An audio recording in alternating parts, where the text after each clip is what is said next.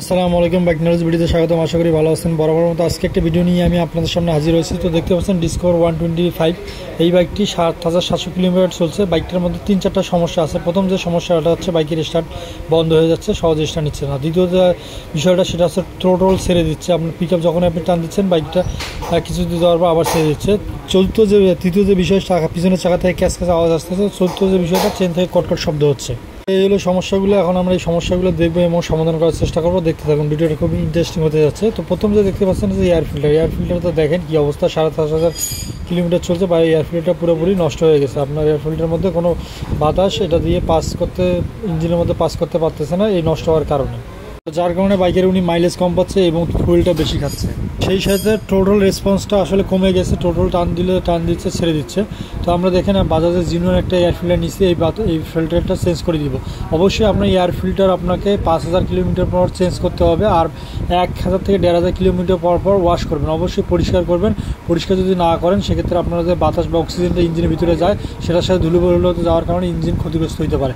অবশ্যই আপনার জিনুয়ার প্লাস ব্যবহার করবেন এবং ৫,০০০ কিলোমিটার পর এয়ার ফিল্টারটা পরিষ্কার করবেন। করলে আপনার এই ধরনের সমস্যা, টোটাল সমস্যা বা তেল বেশি খাওয়া, মাইলেজ ভালো থাকবে এবং মাইলেজ ভালো পাবেন। তো আমরা সেক্ষেত্রে কী করলাম, আমরা এয়ার ফিল্টারটা পরিবর্তন করে দিচ্ছি।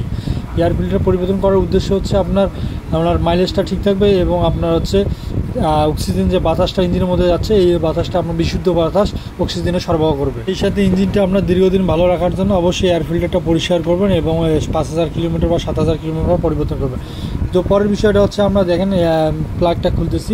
তো প্লাগের যে অবস্থা দেখেন প্লাগের মাথাটা কার্বন জমে কালো হয়ে গেছে। অর্থাৎ আপনার তেলের পরিমাণটা এই প্লাগের মধ্যে বেশি আসছে, যার কারণে কিন্তু আপনার এই যে স্টার্টের সমস্যা দেখা দিচ্ছিল। সাইলেন্সারের দিয়ে এক্সজস্টার দিয়ে আপনার কালো ধোয়া বেরোচ্ছিলো। তো আমরা এই যে প্লাগটা খুলে নিলাম, দুটো প্লাগই খুলে নিছি। প্লাগের মাথাগুলো তেল বেশি দেওয়ার কারণে কালো হয়ে গেছে। তো আপনার ফুয়েলটা ঠিকভাবে পোড়াতে পারেনি প্লাগটা, যার কারণে কিন্তু কালো হয়ে গেছে। আপনার ইঞ্জিনের প্রয়োজনের চেয়ে যদি বেশি বাতাস জ্বালানি বা কম বাতাস পায় সেক্ষেত্রে কিন্তু আপনার এই কার্বনটা আপনার প্লাগের মধ্যে জমে যায়। তো আমরা এই প্লাগটা খুলে নিলাম।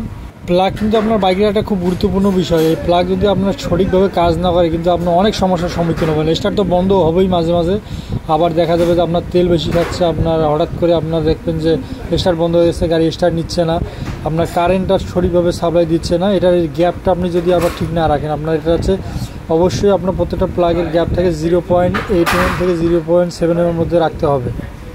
সেই সাথে আমরা এই বাইকের টেপিকটা অ্যাডজাস্ট করে দিচ্ছি। যদিও আমি দেখাইতে পারি না যে এই হেডের ভিতরে আছে আপনার ভাল্ব। এই ভাল্বের মাথায় আপনাকে এই যে ইনটেক ভাল্ব এবং এখানে আপনার 0.5 mm অ্যাডজাস্ট করতে হবে, আর এই অ্যাডজাস্টারটা 0.10 mm অ্যাডজাস্ট করতে হবে। তো আসলে টেপিক যদি আপনি অ্যাডজাস্ট ঠিকভাবে না করেন সেক্ষেত্রে কিন্তু আপনার স্টার্টের সমস্যা হবে এবং বাইক স্টার্ট নিতে চাবে না। তো এখন যে বিষয়টা হচ্ছে, সামনে আমরা ব্রেক শুটা চেক দিচ্ছি আসলে ব্রেক শুটা ঠিক আছে কিনা। তো ব্রেক শুটা খোলার পর যে বিষয়টা খেয়াল করলাম যে এটা আসলে ব্রেক শুটা মোটামুটি ভালো আছে। অর্থাৎ আপনার এটা ওয়াশ করে আপনাকে একটু গ্রিস করে আবার পুনরায় লাগালে ঠিক চলবে। আমার যেহেতু এটা ফাইবারটা ভালো আছে, এটা পরিবর্তন করতে হবে না। পাশাপাশি এখন যে বিষয়টা হচ্ছে সেটা আমরা পিছনের চাকাটা দেখবো যে আসলে পিছনের চাকা থেকে ক্যাস শব্দটা কী কারণে হয়েছিল। তো আমরা এটা সেজন্য আমরা কী করতেছি, বাইকের চাকাটা খুলে নিচ্ছি। আসলে ক্যাস বিভিন্ন কারণে আপনি যদি বাইক ওয়াশ করেন গান স্পিড দিয়ে মেশিন দিয়ে, আপনার কিন্তু অনেক সময় ব্রেকের ভিতরে পানি যায়। পানি গেলে কিন্তু আমরা অনেক সময় ক্যাস শব্দ করবে, ধুলোবালি ময়লা গেলেও কিন্তু আপনার ক্যাস শব্দ একটা করবে। সেজন্য আমরা কী করতেছি, আমরা খুলতেছি দেখি আসলে ভিতরে কি সমস্যা হয়েছে এবং সেই বিষয়টা দেখব। যদি পরিবর্তন করা লাগে অবশ্যই আমরা পরিবর্তন করে দেবো। তো আমাদের চাকাটা খোলার প্রায় শেষের দিকে। তো ধরুন যদি আপনার ভিতরে পানি প্রবেশ করে সেক্ষেত্রে কিন্তু ব্রেক থেকে ক্যাস একটা আওয়াজ থাকে এবং ময়লা যদি ধুলোবালি যায় সেক্ষেত্রেও আপনার ক্যাস আওয়াজ থাকে। তো আমরা চাকাটা খুলে নিলাম, দেখবো যে আসলে ভিতরের কী সমস্যা আছে। তো দেখতেই পাচ্ছেন আমরা এটা খুলেছিলাম, দেখেন কী অবস্থা, জং ধরে গেছে দেখছেন।